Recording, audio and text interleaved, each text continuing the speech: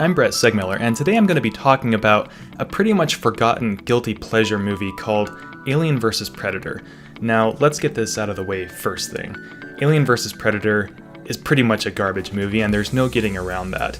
However, there is a certain level of enjoyment that can be had from this particular film, but overall, AVP is an extremely subpar and disappointing take on both the Alien and Predator franchises. Ultimately, there should have been more horror and mystery at the beginning of the film, but for some reason they decided to treat AVP like an action-adventure story right from the get-go.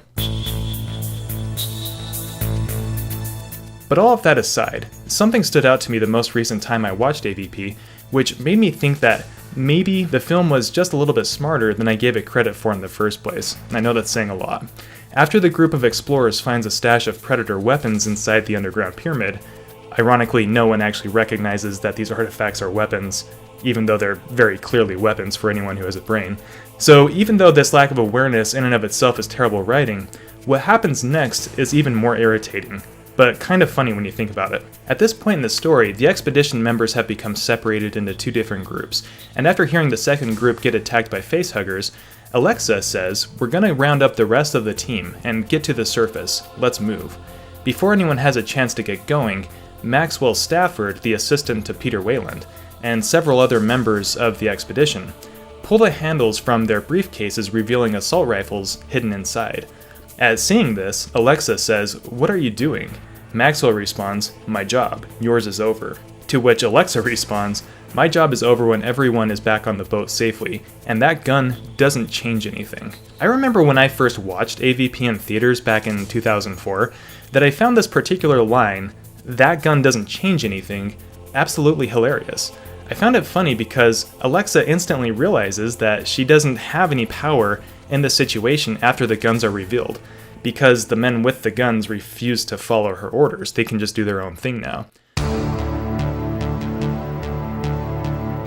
So at this point, it's been established that Alexa clearly believes that weapons don't really matter when it comes to power. This fact is further cemented early on in the film when, while preparing for the expedition, Alexa has a conversation with a woman with ridiculous blonde hair called Adele. When Alexa comes upon Adele loading the magazine of her pistol, she says, "7 seasons on the ice, and I've never seen a gun save someone's life."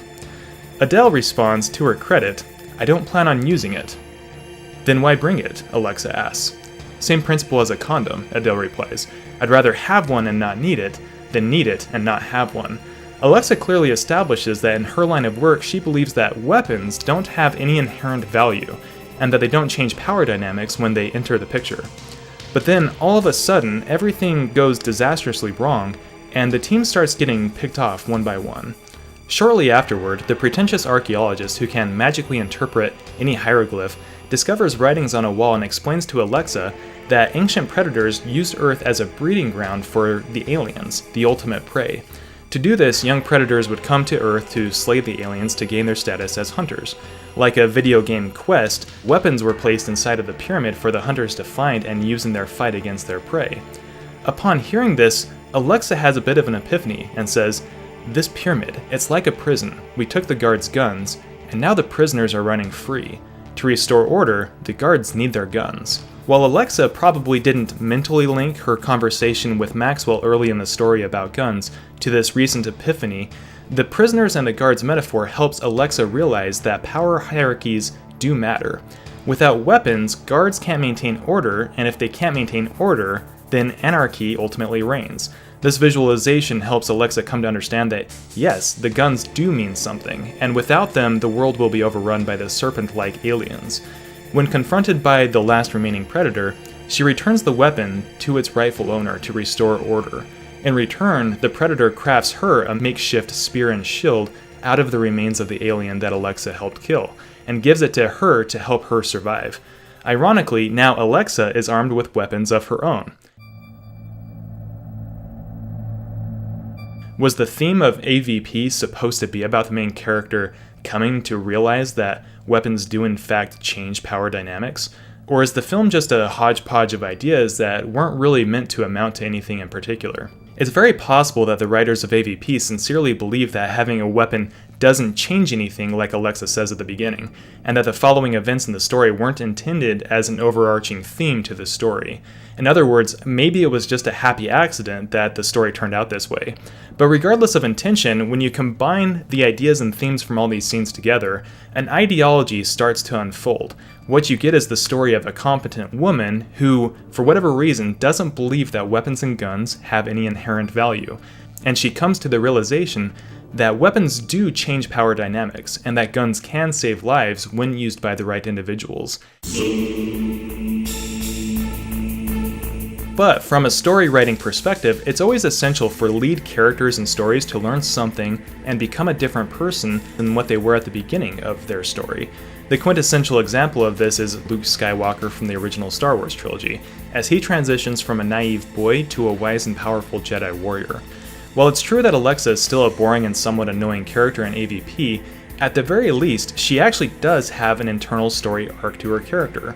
In literary terms, this is called the lie the character believes. In this case, the lie that Alexa believed is that guns don't matter or that they don't actually have any value in the real world. But based on the events of the story, Alexa is forced to conclude that weapons do have value and that they're directly correlated with power structures and hierarchy. In short, she comes to realize that being harmless isn't a virtue, and that she needs to arm herself to restore order within the breadth of the story. So yes, while AVP was deservedly derided upon its release for its bad writing and acting, I have to give it props for the fact that the story was somewhat more profound than I initially gave it credit for, because most of this just flew over my head when I first saw the movie. Now, based off the last Predator movie that we got from Shane Black, which was an absolute disaster, at this point, if people could just stop making Predator and Alien movies, that would be awesome. But enough from me. What did you think about Alien vs. Predator? Did you see it in theaters back in the day? And if you agree or disagree with any of my thoughts in regards to it, let me know in the comments below, and don't forget to like and subscribe, and I'll catch you next time. Thanks for watching. Hello? Oh. Not now, not now. For heaven's sake, keep your shirt on. Oh, Elaine, I didn't mean... You mean he dropped dead right in this chair? Hey, you! Oh.